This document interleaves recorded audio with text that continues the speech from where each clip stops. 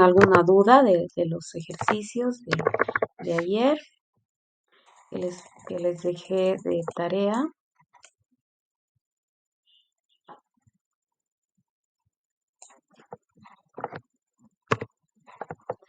Este era uno de los ejercicios. Del otro tienen la solución. Me imagino que no tienen dudas. Ya, entonces aquí teníamos el ejercicio jugador, equipo, contrato. Nos daban el dominio de residencia, Cochabamba, La Paz, Santa Cruz, otro. La ciudad, Cochabamba, La Paz, Santa Cruz, otro. La categoría AB y el sexo FM. Y nos piden hacer todas las fragmentaciones horizontales, primarias y derivadas por los atributos sexo, categoría, residencia, ciudad y por los predicados sueldo mayor a 300 y sueldo menor igual a 300. Entonces aquí tenemos las tres tablas y he pintado con colores. Esto por si acaso ustedes no tienen la solución, pero voy a capturar estas pantallas y se las voy a pasar por WhatsApp y también ustedes van a tener el video. He pintado con colores. Nos dicen hacer todas las fragmentaciones horizontales primarias y derivadas por los atributos sexo, categoría, residencia, ciudad y por los predicados sueldo mayor a 300, sueldo menor o igual a 300. Entonces he pintado todos los predicados, todos los atributos que forman parte de una tabla, ¿no? Entonces en jugador están sexo, categoría, residencia, entonces vamos a tener una fragmentación horizontal primaria por estos tres atributos en jugador.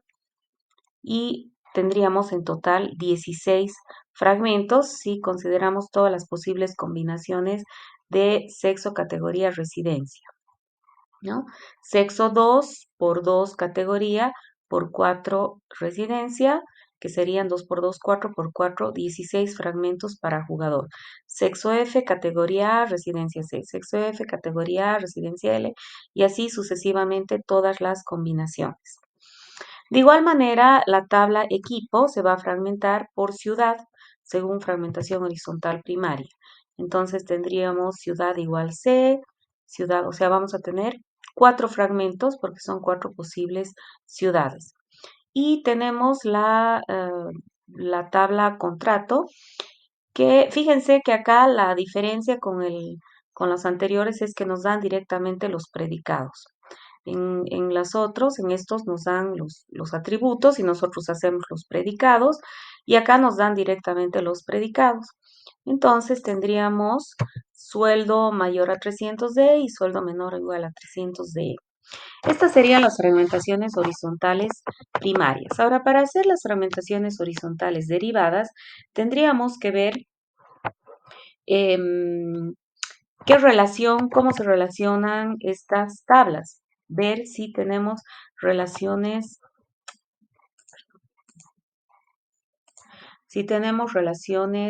miembro-dueño, ¿no? Entonces, voy a usar solo las letritas JS, J de jugador, eres de equipo, C de contrato. Entonces, vemos que existe relación entre jugador y contrato.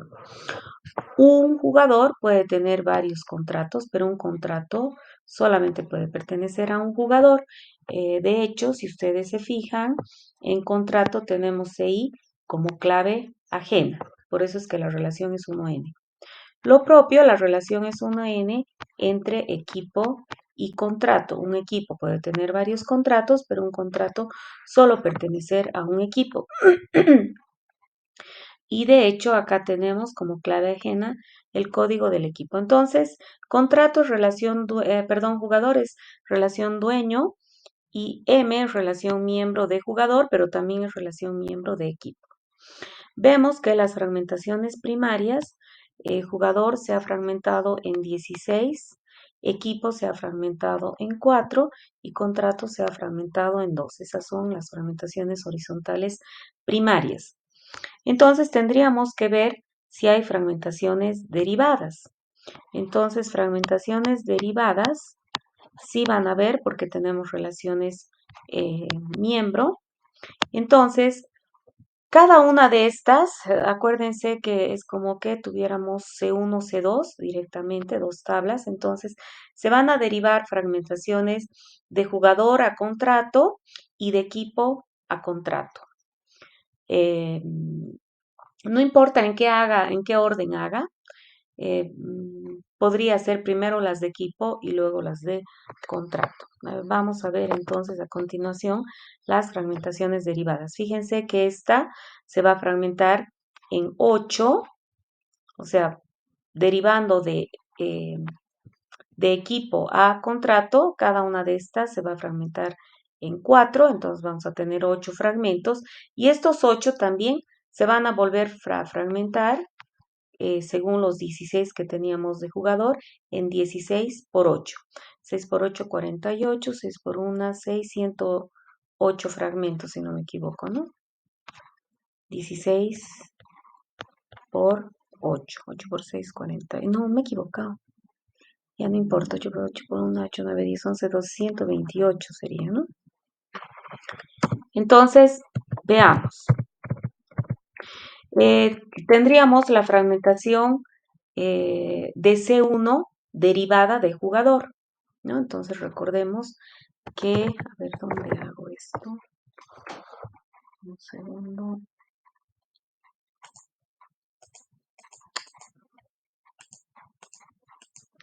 Ay, mi mouse está. Ya. Entonces recordemos que teníamos, aquí voy a hacer contrato, tenemos equipo y tenemos jugador. Y todas estas, jugador y equipo son dueño. Pero C se ha fragmentado en C1 y también en C2. Entonces podríamos interpretar algo así, ¿no? Es como si fuera algo así. Entonces se van a derivar las fragmentaciones a cada uno. Entonces C1 se va a fragmentar en 16 fragmentos, porque en jugador teníamos 16 fragmentos, en equipo 4. Entonces vamos a tener, tomando las derivadas de estas 16, se van a convertir en 16 aquí y 16 acá, ¿no? Entonces estas 16 son con C1, pero vamos a tener también 16 para C2, ¿no? Entonces esta sería la fragmentación de C1 derivada de jugador, fragmentación de C2 derivada de jugador. Ahora tenemos que derivar las 4 de equipo, entonces estas 16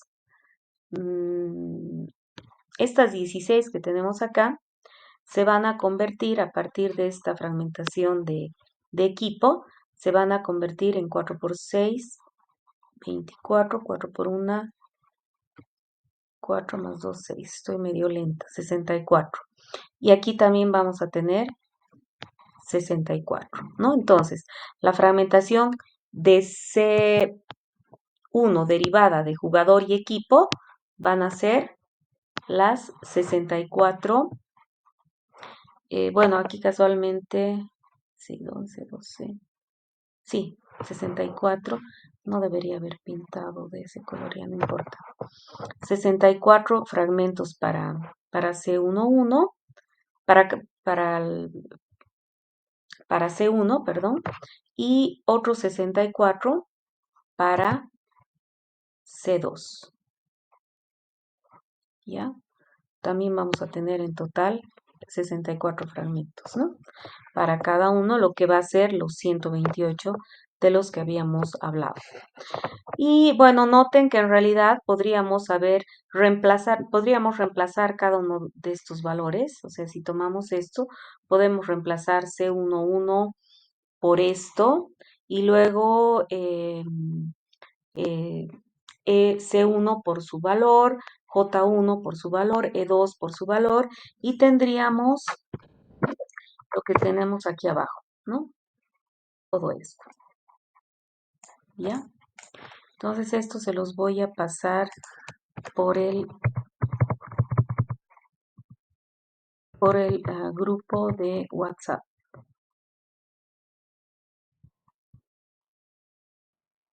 Listo, ¿preguntas?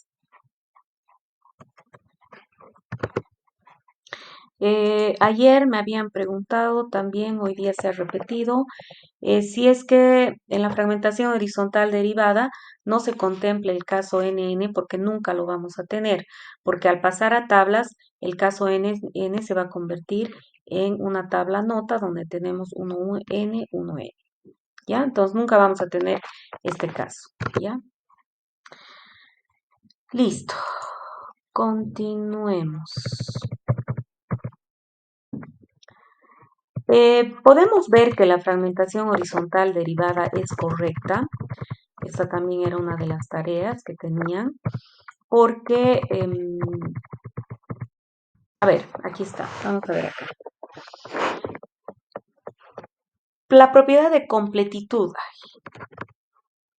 ¿En qué caso no se cumpliría la propiedad de completitud al fragmentar? No se cumpliría la propiedad de completitud si yo tuviera, digamos, aquí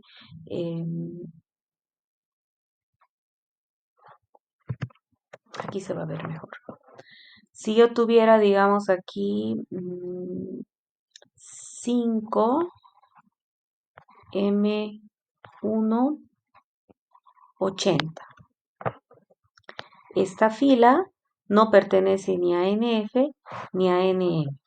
¿En qué caso ocurriría eso? El único caso posible en que ocurra eso es cuando violemos la regla de integridad referencial. Cuando no exista una fila que haga join con alumno. En este caso el 5 no pertenece a alum, por eso es que al final esta fila no aparece en ningún fragmento. Entonces, con esto estaríamos demostrando que se cumple siempre la completitud. Si no, sería una violación a la regla de fragmentación, a la regla de integridad referencial, ¿no? La propiedad de disjuntividad. ¿En qué caso tendríamos una violación a la regla de integridad de disjuntividad? Cuando digamos esta fila pertenezca también a este fragmento. Pero eso no va a poder ocurrir jamás porque nuestra fragmentación horizontal primaria es correcta. Entonces no tenemos filas, no tenemos un carnet común en AF y en AM, por tanto al hacer el semijoin tampoco vamos a tener. Entonces también se cumple la disjuntividad. Y la propiedad de reconstrucción también se cumple porque al hacer unión de estos dos fragmentos vamos a obtener la tabla original. Entonces, vemos que se cumplen todas las propiedades de una fragmentación correcta. No sé si hay alguna pregunta hasta ahí.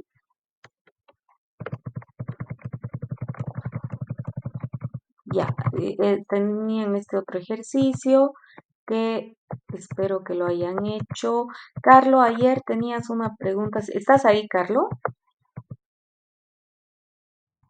No, no está, creo. Ya, ni modo. Entonces, ahora vamos a ver fragmentación vertical. Recuerden que nosotros estamos en el proceso de diseñar una base de datos distribuida.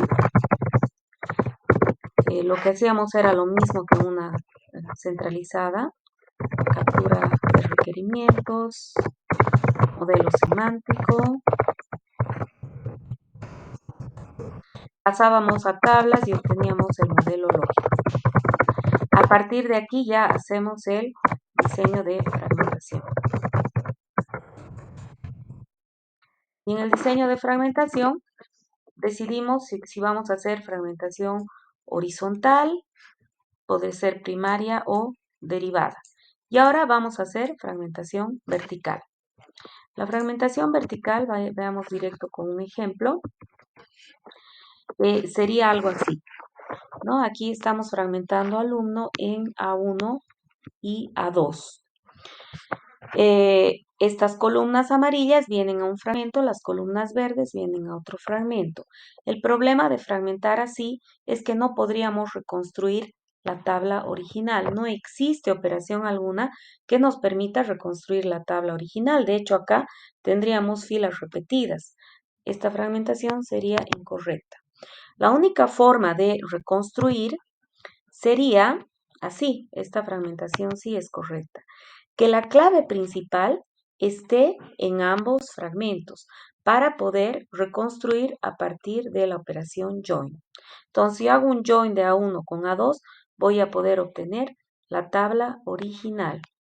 Alum va a ser igual a A1 join A2. Entonces voy a poder reconstruir. En cambio, en este caso no puedo reconstruir. Entonces, el requisito acá es que la clave principal siempre pertenezca a uno de los fragmentos. Y para el resto de los atributos, tenemos que ver que se cumpla la propiedad de completitud. La propiedad de completitud dice que todo atributo de la tabla original tiene que pertenecer a algún fragmento. En este caso vemos que el amarillo está en un fragmento y los verdes están en otro fragmento. No cumpliría si aquí tuviera dirección, por ejemplo, y dirección no estuviera en ninguno de los fragmentos. Ahí estaría violando la propiedad de completitud.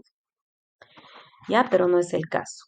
Y la propiedad de disjuntividad, que sería que no puede haber ningún atributo que esté en más de un fragmento. Entonces, como vemos acá, tenemos los amarillos en un fragmento, los verdes en otro fragmento. No cumpliríamos con esta propiedad si, digamos, yo aquí repetiría sexo en este fragmento. ¿Está claro? No sé si hay alguna pregunta. Perfecto. Entonces, la fragmentación, aquí tenemos estos ejemplos cuyas respuestas están acá. Entonces, ustedes pueden volver a hacer el ejercicio después y ver, comparar con la respuesta, ¿ya? Pero vamos a ver directo las soluciones. Entonces, tenemos la tabla R. Nos dan una tabla R. Yo le llamo relación porque acuérdense que en realidad la tabla es la implementación de la relación, donde X es la clave principal. Y queremos fragmentar, hacer una fragmentación que no cumpla con la propiedad de disjuntividad. No cumple con disjuntividad esta fragmentación. Fíjense que para fragmentar, utilizamos la operación proyección. No sé si está aquí. O sea, A1 sería igual a proyectar CI nom de alum, ¿no? Entonces, hacemos la fragmentación vertical a través de la operación proyección. Y lo propio con A2 proyectamos CI, sexo y estado civil. En este caso, entonces, para fragmentar esta tabla, esta sería una fragmentación incorrecta, por supuesto, ¿no es cierto? No cumple con la propiedad de disjuntividad. ¿Por qué? Porque el atributo Z, que no es clave principal, está en más de un fragmento. Entonces no cumple disjuntividad. Esta fragmentación también es incorrecta, no cumple con completitud, porque el atributo W, que está en la tabla, no está ni acá ni acá. Entonces no cumpliría con completitud. Esta fragmentación es correcta. Vemos que la clave principal está en todos los fragmentos, lo que me va a permitir reconstruir. Y el resto de los atributos están repartidos. Y Z están en este fragmento y WK en el otro fragmento. Esta es una fragmentación correcta. ¿Preguntas? Ya. Aquí tenemos otro ejemplo, otro ejercicio que ustedes lo van a volver a hacer y compararlo con las respuestas, pero les explico. Fíjense que a diferencia del anterior ejemplo, aquí la clave principal es compuesta. Si vemos primero la fragmentación correcta, vemos que la clave principal está en ambos fragmentos. Y vemos que el resto de los atributos, Z está en un fragmento y WK en el otro fragmento. Entonces esta fragmentación es correcta. Cumple con reconstrucción, cumple con disjuntividad, porque no, los atributos no está uno en cada fragmento, no hay un atributo que pertenezca a más de un fragmento, y cumple con completitud, porque todo atributo está en algún fragmento. En cambio, estos otros, voy a utilizar el rojo, este no cumple con disjuntividad porque el atributo Z, que no es clave principal, está en más de un fragmento. Entonces eso está mal. No cumple con la propiedad de completitud, esta otra fragmentación, porque el atributo W no pertenece ni a este fragmento ni a este fragmento, lo cual está mal. Esa es la fragmentación vertical. No sé si hay alguna pregunta.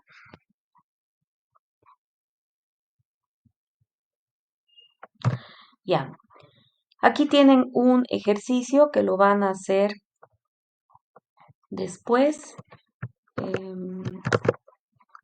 Marquen esto como ejercicio que tienen que hacer al terminar la clase.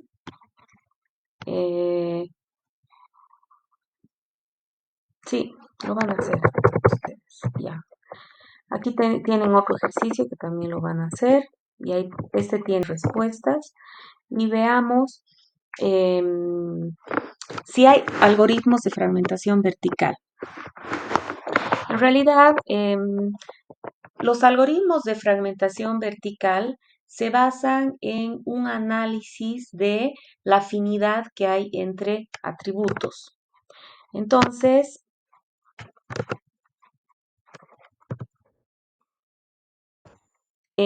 si yo conozco mis consultas a priori a mi base de datos, estos algoritmos lo que analizan es qué consultas hacen referencia a qué atributos de mi tabla. Si yo tengo una tabla T que tiene una clave principal CP y estos atributos,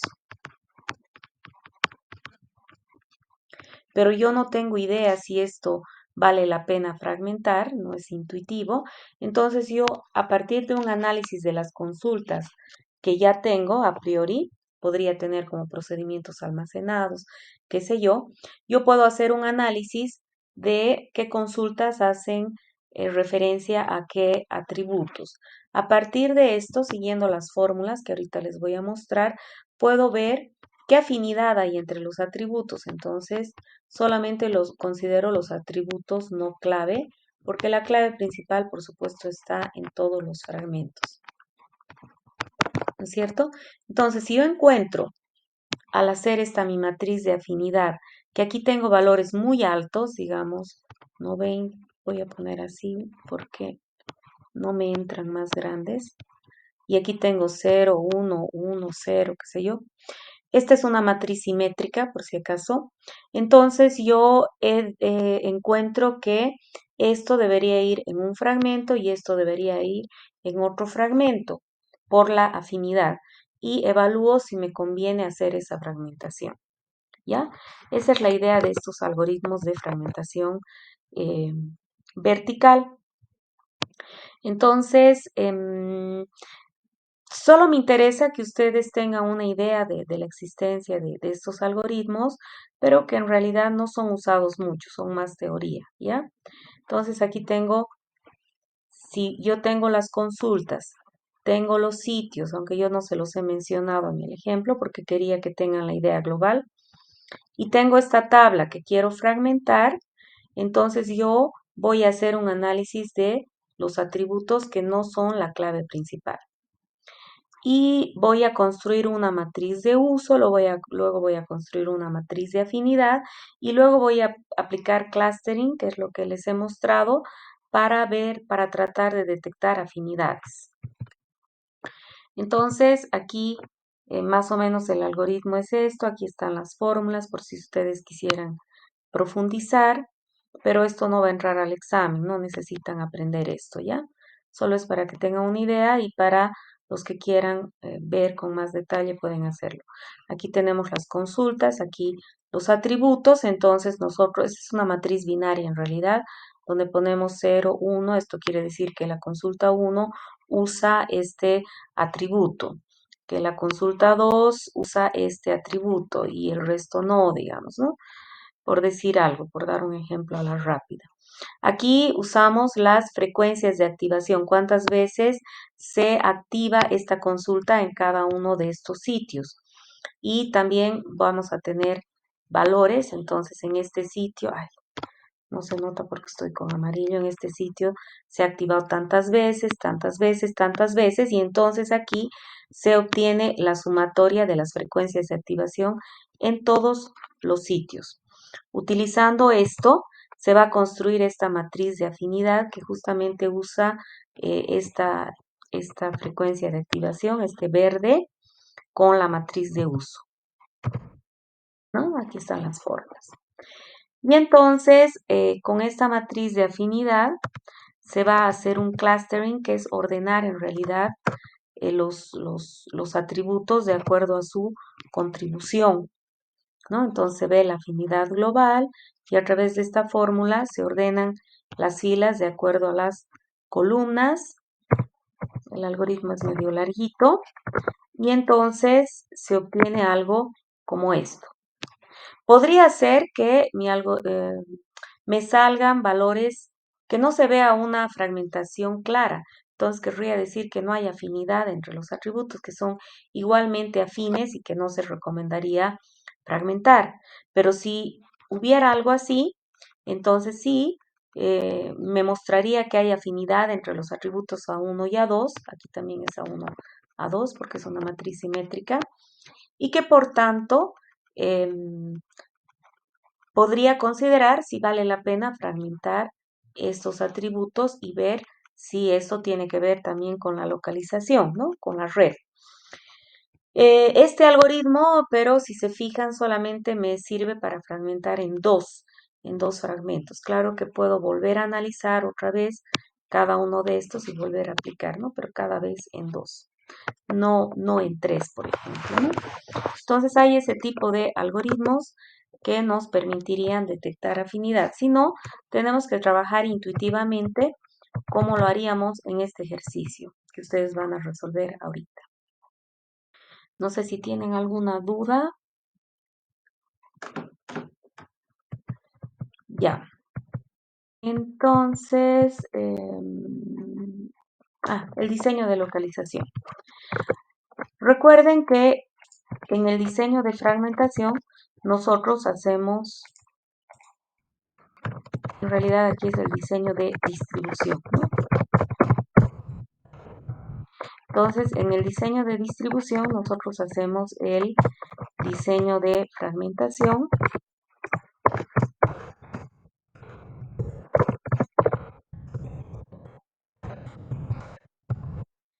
y luego hacemos el diseño de localización. Una vez que yo ya tengo mi esquema de fragmentos, voy a hacer el diseño de localización.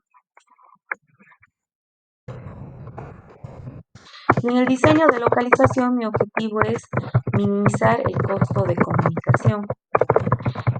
Es decir, yo voy a localizar mis fragmentos en los sitios de modo que la mayor parte de mis consultas puedan ser resueltas localmente, que no requiera del resto de los sitios. Entonces, si nos acordamos de cuando vimos los ejemplos de bases de datos distribuidas, si yo he fragmentado mi tabla en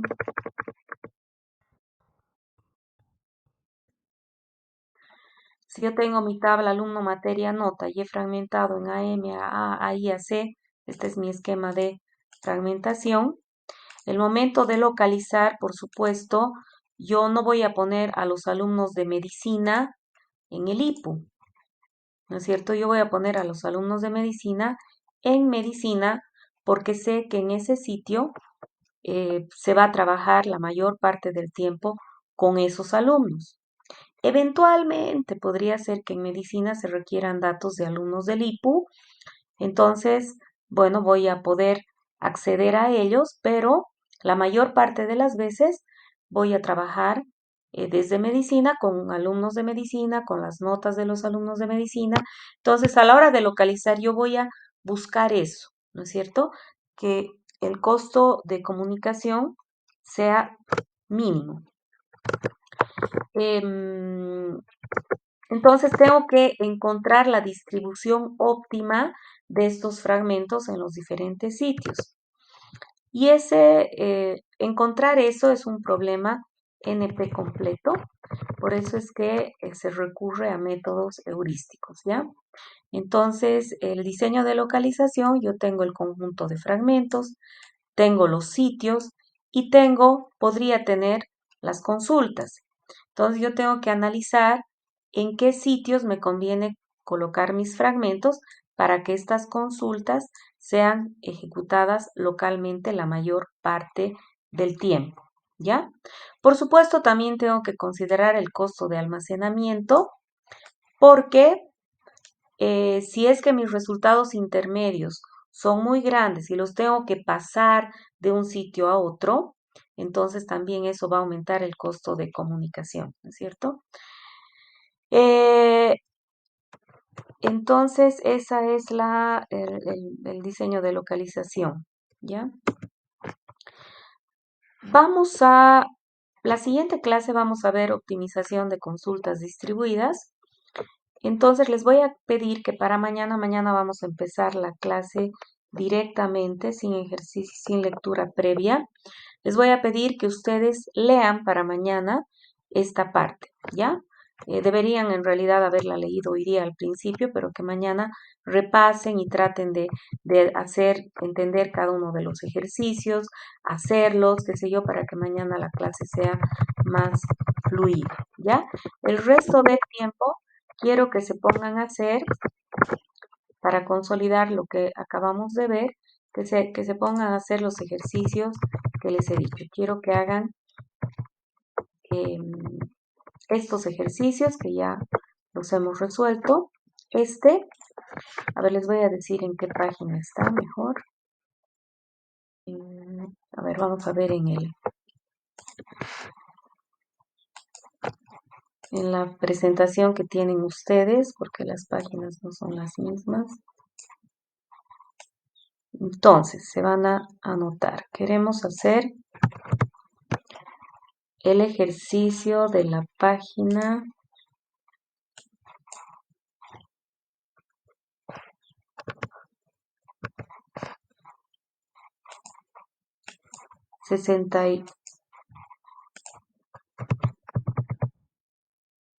69 y de la página 70.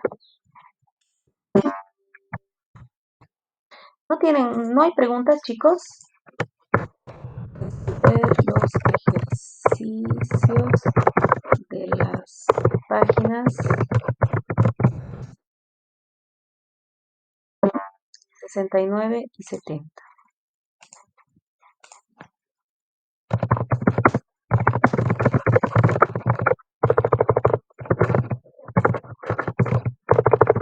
Para empezar. Luego, si es que no les ha quedado muy claro, vuelvan a hacer los ejercicios de las páginas 67 y 65. 65 y 67. De 3 de estos ejercicios tienen las soluciones, ¿ya? Eso sería. Y luego pueden continuar, si terminaran antes, continúan resolviendo los ejercicios de la práctica. Luego resolver ejercicios de la práctica del segundo parcial. Entonces, por favor, pónganse a trabajar en este momento.